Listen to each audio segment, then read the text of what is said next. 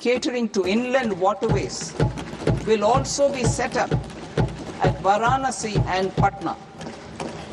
And C, launch a coastal cargo promotion scheme for incentivizing a modal shift from rail to road to increase the share of inland waterways and coastal shipping from 6% to 12% by 2047.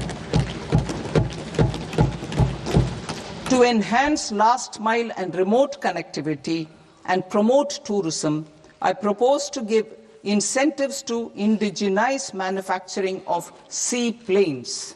A seaplane VGF scheme will be also introduced to provide support for operations.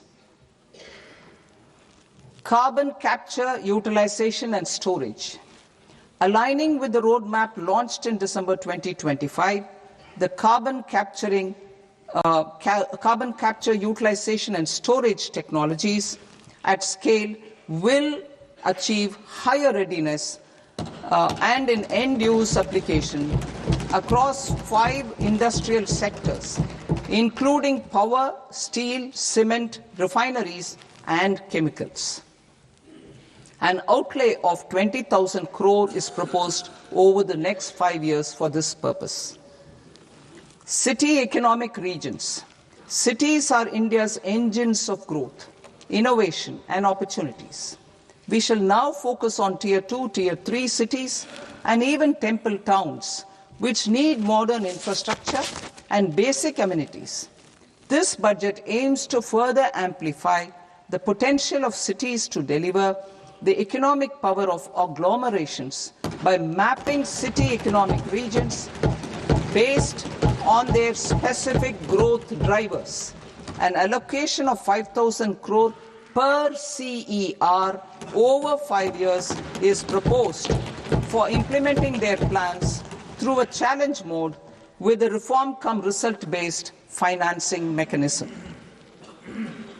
In order to promote environmentally sustainable passenger systems, we will develop 7 high-speed rail corridors between cities as growth connectors, namely Mumbai to Pune, Pune to Hyderabad, Hyderabad to Bengaluru, Hyderabad to Chennai, Chennai to Bengaluru, Delhi to Varanasi, Varanasi to Siliguri.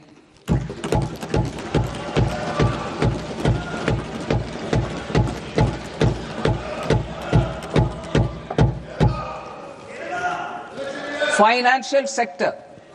The Indian banking sector today is characterized by strong balance sheet, historic highs in profitability, improved asset quality, and coverage exceeding 98% of villages in the country.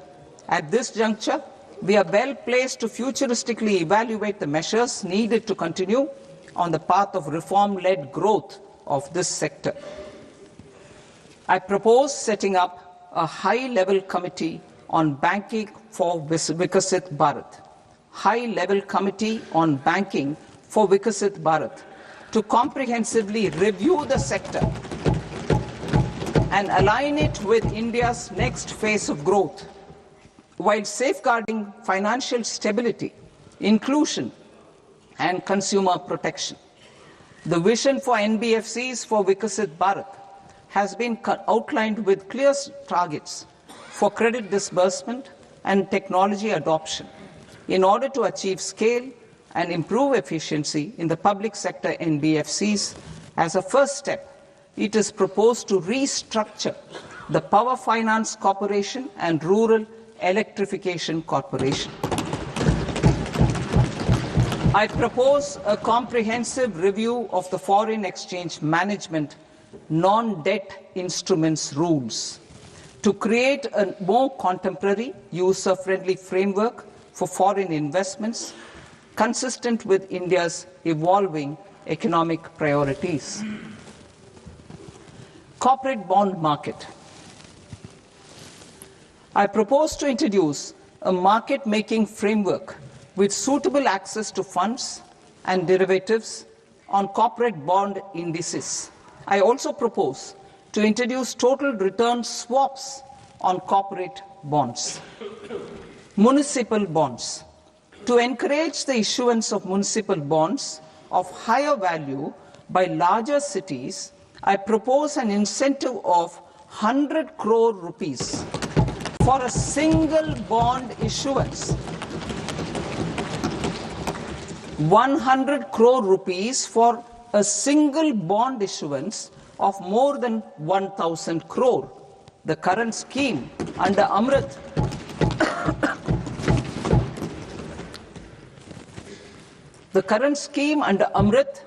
which incentivizes issuances up to 200 crores only, will also continue to support smaller and medium towns.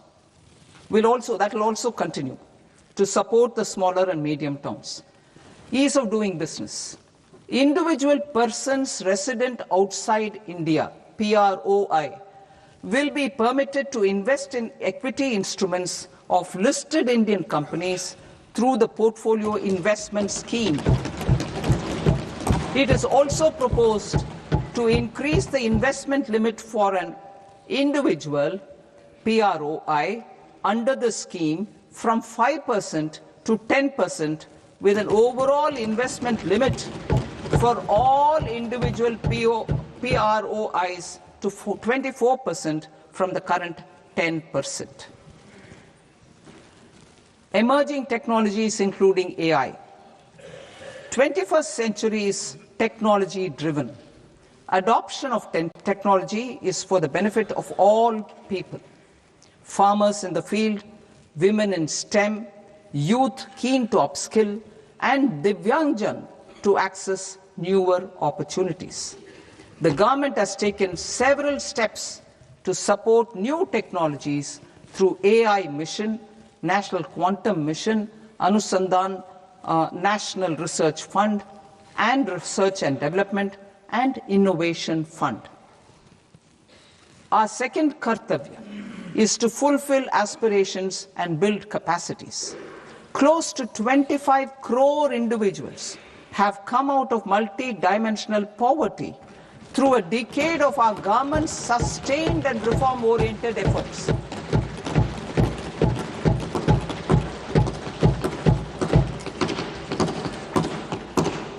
Our government has therefore decided to place a renewed emphasis on the service sector to provide a pathway to fulfilling aspirations of a youthful India with the following measures. I propose to set up a high-powered Education to Employment and Enterprises Standing Committee to recommend measures that focus on services sector as a core driver of Vikasit Bharat. കൂടുതൽ വാർത്തകൾക്ക് news 18 Keralam YouTube channel subscribe ചെയ്യുക.